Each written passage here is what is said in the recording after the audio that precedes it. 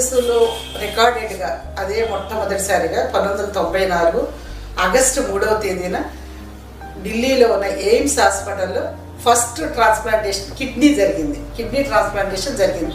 దాన్ని ఈవేళ మన భారత ప్రభుత్వం అధికారికంగా గుర్తించి ఆగస్టు 3వ తేదీని అవయవ దాన దినోత్సవంగా ప్రకటించింది. జాతీయ అవయవ దాన దినోత్సవం అంటే 94 ఆగస్ట్ 3వ తేదీ ఫస్ట్ ట్రాన్స్ప్లాంటేషన్ జరిగిన తేదీ అది. దాన్ని శిరస్మరణం చేస్తూ ఈ సంవత్సరమే మన భారత ప్రభుత్వం కూడా అవయవదాన దినోత్సవాన్ని ఘనంగా చేయటం అన్ని రాష్ట్రాలు అనుసరించడం జరిగింది.